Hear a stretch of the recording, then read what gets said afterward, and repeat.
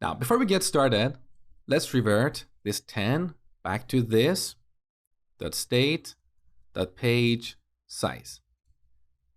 So here in the movies component, currently we're handling the onPage change event of the pagination component.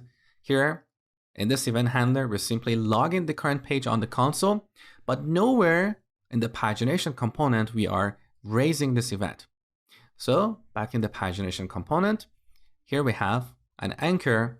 Whenever the user clicks on this anchor, we should raise the onPage change event.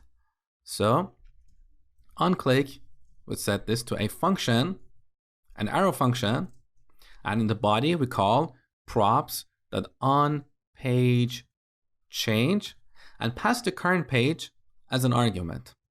That is this page that we have in our map method. Let's test the application. So here I've got the console open on the right side. As we click on different pages, you can see the current page is displayed on the console. Beautiful. Now back in the pagination component, earlier we used object destructuring, so it's better to use the same approach here, so our code will be clean and consistent. Let's remove props dot and extract onPage change from the props object on the top. That's better. Now as we click on different pages, we want to highlight the current page. To achieve this, we need to apply the active class on this list item conditionally. So if this page that we're rendering equals the current page, we want to add the active class. That means in this component, we need to know the current page. So we should extend the interface of this component and also give it the current page. And this makes perfect sense because sometimes the user may select a given page, navigate away, and then come back. So we want to initialize this pagination component to a different page, not page 1. So here in the props, we should also have current page. And that means we need to go back to our movies component and pass the current page as a prop. So current page, we set this to this .state .current page. So as you can see in the state of this movies component, we're keeping track of parameters like page size, current page, potentially current filter, current sort column, and so on. So let's go on the top and initialize the current page. Here in the state, I'm going to set current page to 1. Now, back in our render method, we can use object destructuring to clean up our code. So constant page size and current page, we're going to extract these from this .state. Now, back here, we can get rid of this .expressions. Save the changes. Beautiful.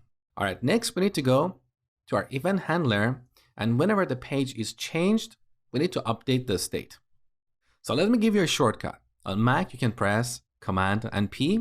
On Windows, Control P. Here, if you type an @ you can look at the members of this class. We want to jump to handle page change.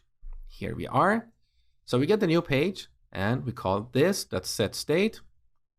We set the current page property to this page. Now to make sure that all this plumbing is working, I'm going to go back to pagination component.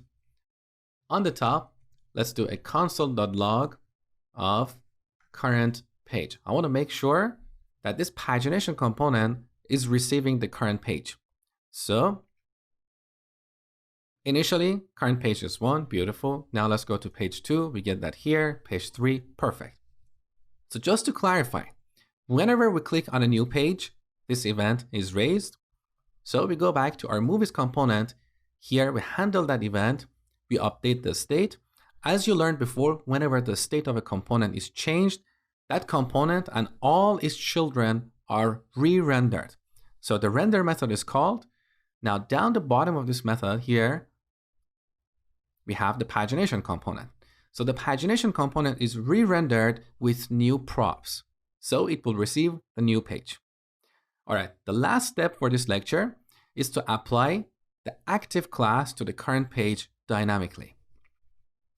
So here in the pagination component, I'm going to change this line where we have this list item. Instead of hard coding the page item class, I'm going to pass an expression here. So if this page that we are rendering equals current page, we're going to return page-item plus the active class. Otherwise, we'll only return page-item. As simple as that. Let's save the changes and test the application. So initially, you can see the first page is selected. Let's go to page 2, page 3, page 1. Beautiful. Next, we'll implement the pagination.